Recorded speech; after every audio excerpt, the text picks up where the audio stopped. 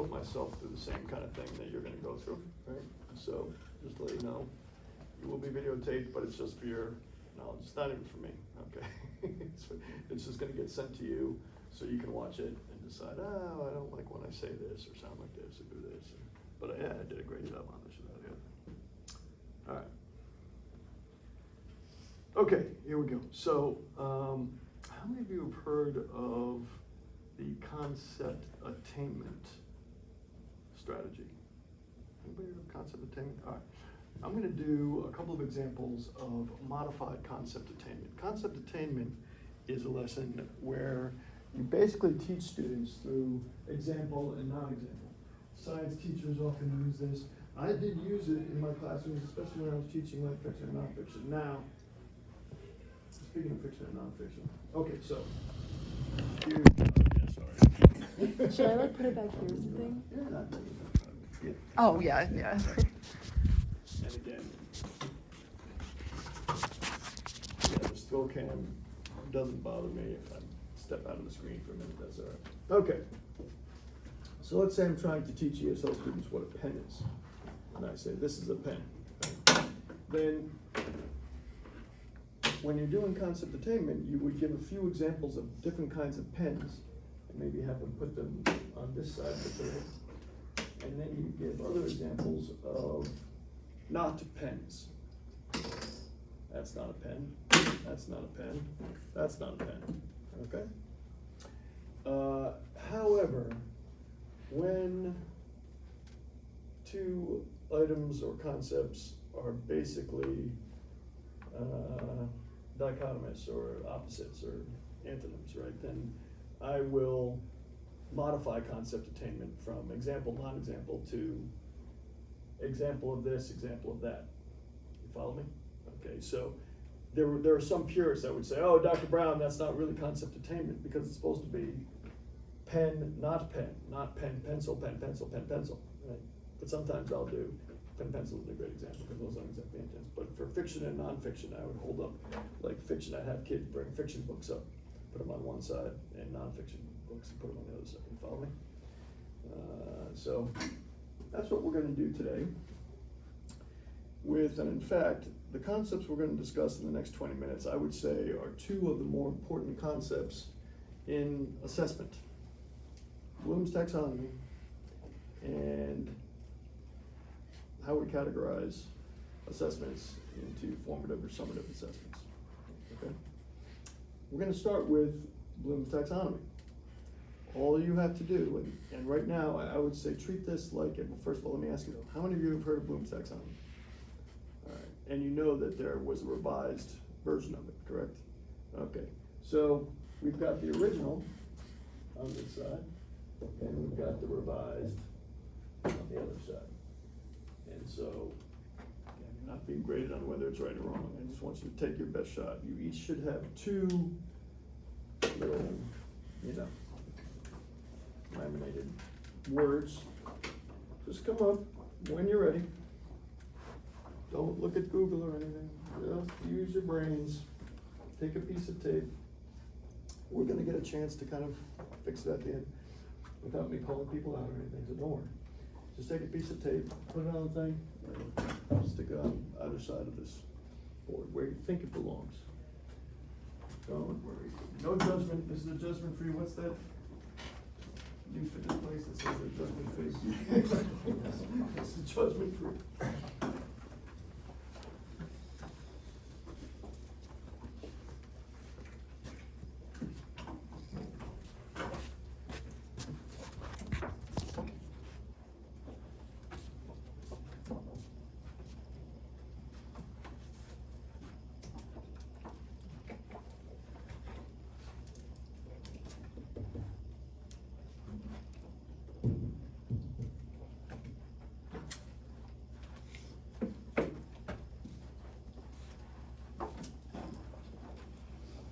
Your two are up.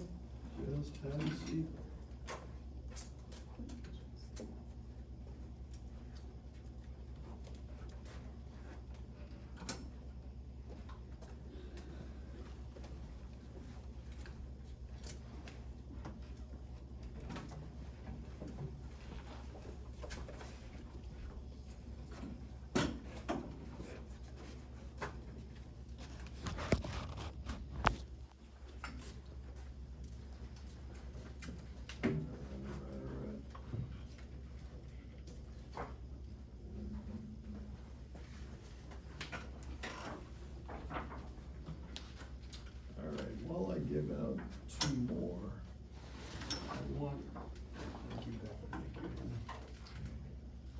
whichever spot.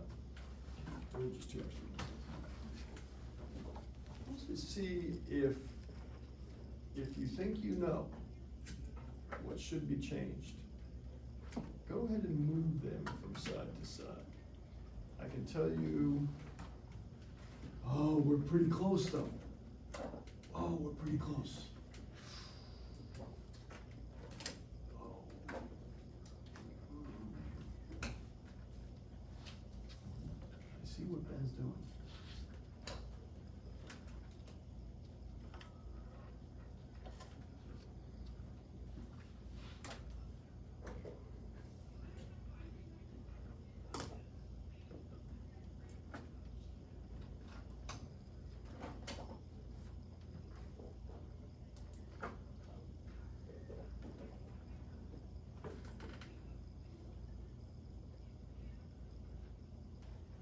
No.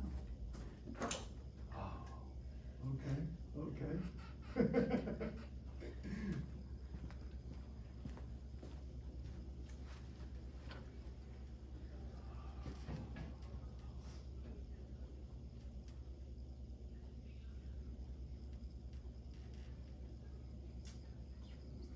Is this correct?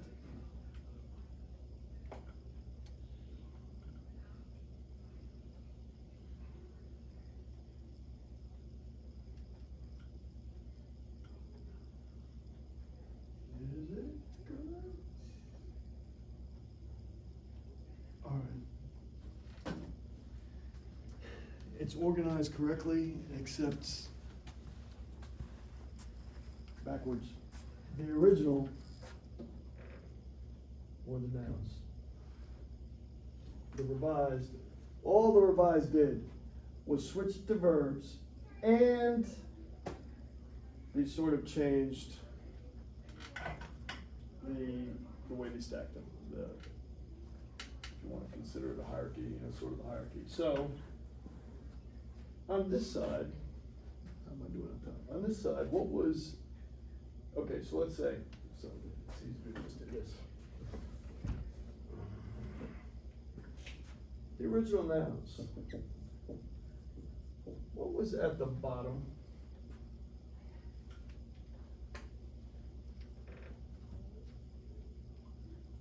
What was at the lowest level? So Bloom had lower order thinking skills and high, yeah, go ahead, Tom. So knowledge. It was indeed. I'm gonna talk about that in a second. Then what? Comprehension. That's right. Then what? Analysis. Then what? Synthesis. I don't think so. Somebody Google it. Evaluation. Go ahead. Don't believe me. Check me.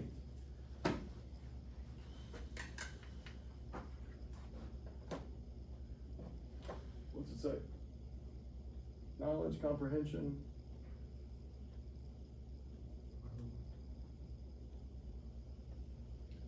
Knowledge, comprehension. Application.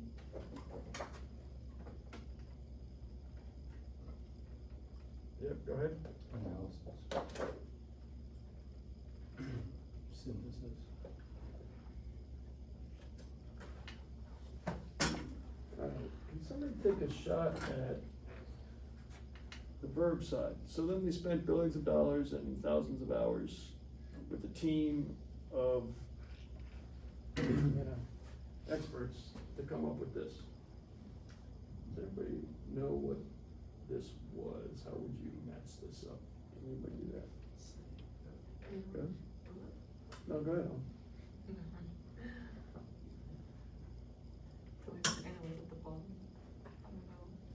No, but there was a change. They did flip a couple around. I'll talk about it in a second.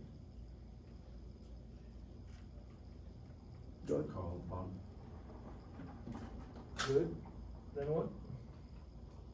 Create. Understand. So these two sort of match up, right? We recall knowledge. If you consider knowledge like facts, like knowledge links, right? Well, recall, right? Understand is sort of the verb form of comprehend, comprehension.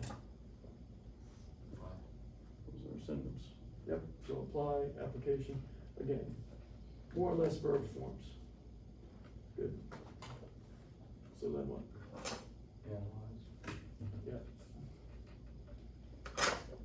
Now here's where you need a little switch.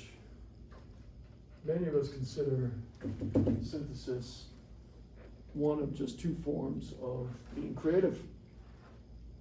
Really, some of us think we can't really be truly creative. We're either synthesizing stuff that's already in their original way. We're either synthesizing stuff that already exists and making something new out of it, or we're slightly extending something, right? Adding to something that already exists. I'm not sure I believe that entirely, but anyway. So they decided, creating requires slightly more thinking than evaluating. Okay. And that's Bloom's taxonomy. Really, whichever one you prefer is fine with me, right? To me, it's not enough of a difference to worrying about whether it's there or so. But I do want you to know these. Okay, so in other words, this will be on the test. This will be on your midterm, etc. Okay, so that's basically concept attainment. We're going to do the same thing with formative and summative, but this time you're going to see how it feels, if there's any difference at all. We're going to make it a little competition, okay? The way we're going to do this is in teams, and I'm just going to pair you up for time's sake. Pair you up. I'm going to just team you up. Based on where you're sitting. We're going to just do that. So.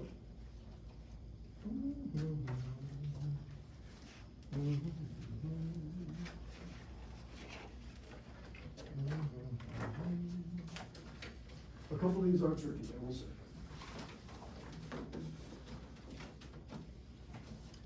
So, you're one team, okay?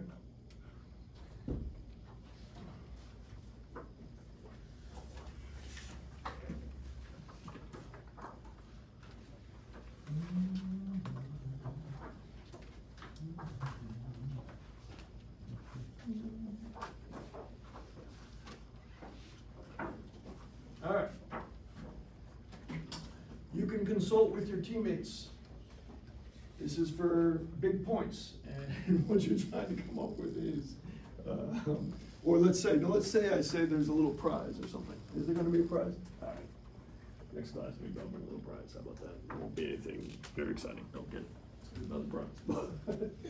But for a prize, okay. You're team A, you're team B. No, we can't do that, right? You're the green team, you're the gold team. Here, we'll do that. Okay, that's close enough. We're gonna call it that.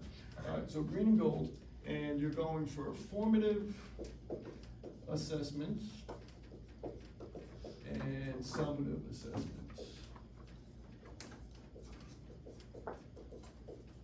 So formative versus summative.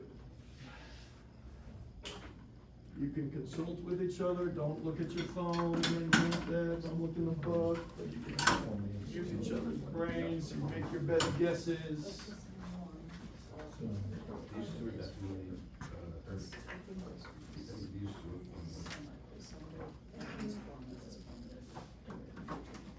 yeah, actually, it was something. Call it X and Y, change the Y, so.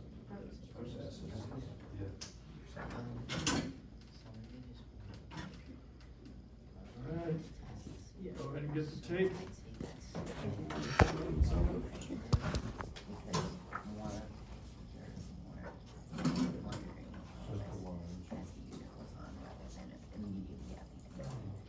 Well, it would also be like, beginning and end of unit tests. That would also be summative, and that's why it would be monitoring. I feel like, because you take the pre-test, like you just did, and then you take a post-test. To see to monitor progress.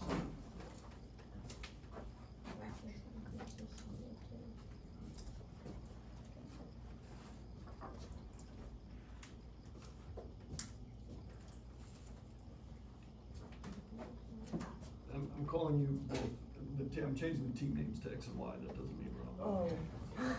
I was like, man. No. I'm saying, great start, yeah. Oh, sorry. Great start for the squad.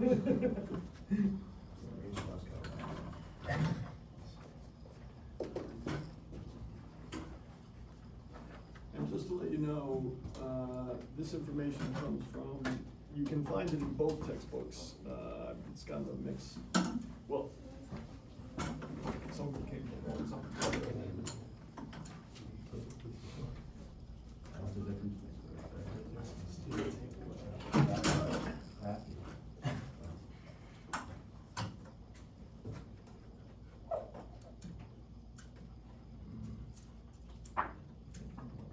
think next?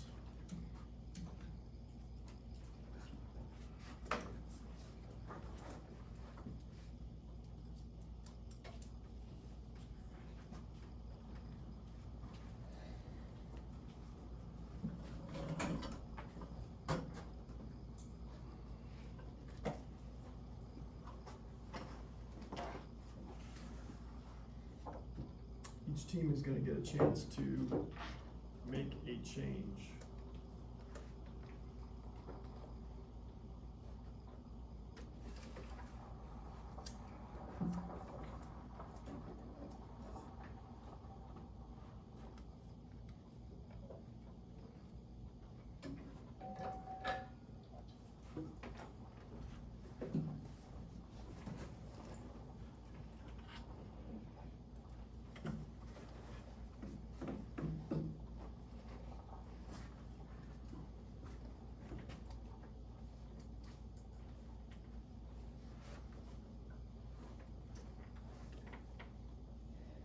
Okay.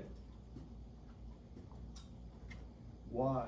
Okay, so first of all, a couple of these are gray areas that could go into categories, but I'm gonna say there probably is a best answer in this case. Why you have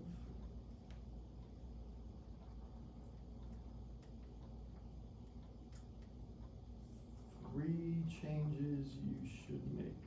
X, you have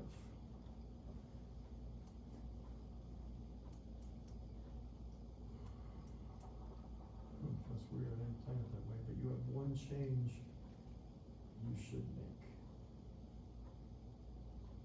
Y, you have three changes you can make. X, you have one change you should make.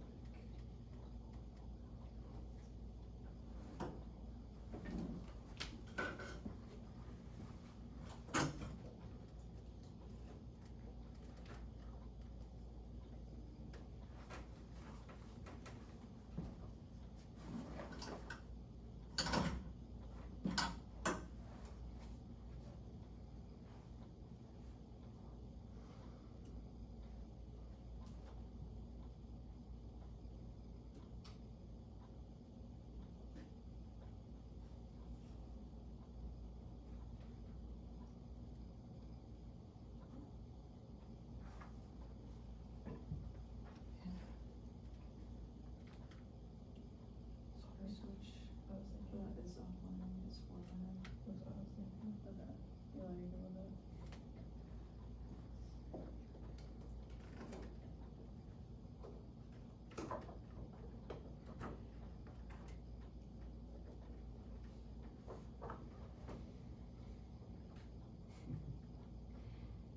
Excellent. Okay. For time's sake, I'm gonna stop us there, and I gotta say, really interesting. Interesting to me, I guess. Right. I thought it was gonna end in a tie, but Team Y, you won. I'll tell you why. I think, wait, let me do the math on this. Yeah, because I think Y still has, does Y still have one? Yeah, okay, so Y has one change to make, right, this one. Formative is really to monitor progress, you're monitoring progress throughout a unit.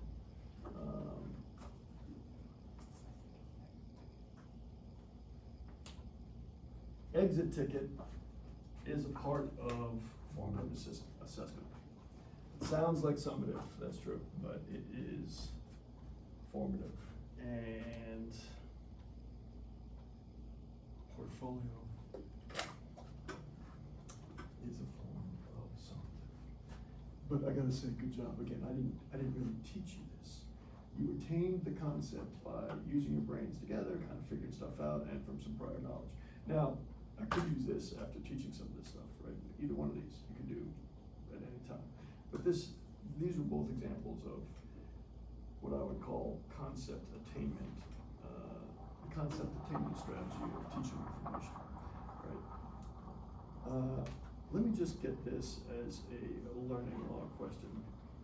I know it was contrived, I was kind of joking, and I think you saw the purpose of me changing the names from A, B, 1, and 2 to green and gold, and then I changed that, right? Know that whatever you do with reading groups, kids figure out, whose group may be a little bit quicker at math and whose group may be a little bit quicker at reading. Because does anybody know, speaking of cooperative work, how we should, what the research says about the most effective? There is an effective way to group students. Well, there are a few effective ways, and there are little strategies that I haven't counted, but I'm talking about for their learning purposes, based on their current levels and abilities. Anybody know how you should group kids in math or reading or whatever it is they're doing there? Is it like they're similar group? Similar, but a little bit different, right? So mid, low, high, mid. In other words, you don't want somebody who's a superstar in math to be grouped with somebody who's like the worst in class in math. You don't want somebody who's a superstar at reading to be grouped with somebody who's the worst at reading, right? So it's mid, low, high, mid, so that students are helping each other. But here's what I want in your journal before your way out. This is kind of your exit ticket, okay?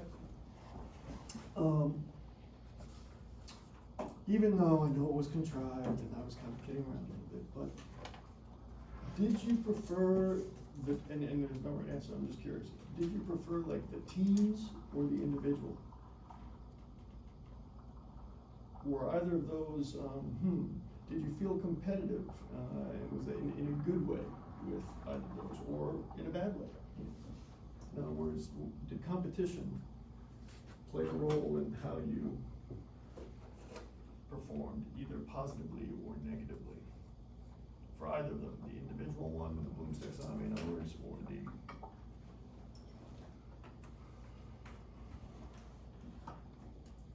formative and summative.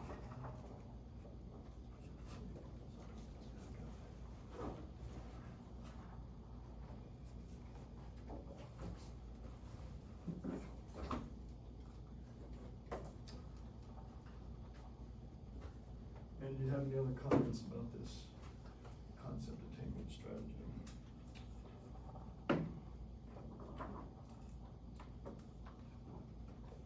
As soon as you finish that, you can leave your journals on the table Thursday. You guys will get a chance to work and ready. Do we have a group going on?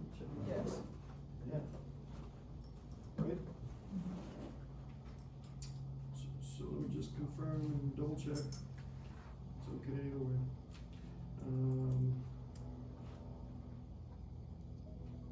you feeling good? Like Elijah, Ben, you feeling like you'll be Yeah. ready? Thursday?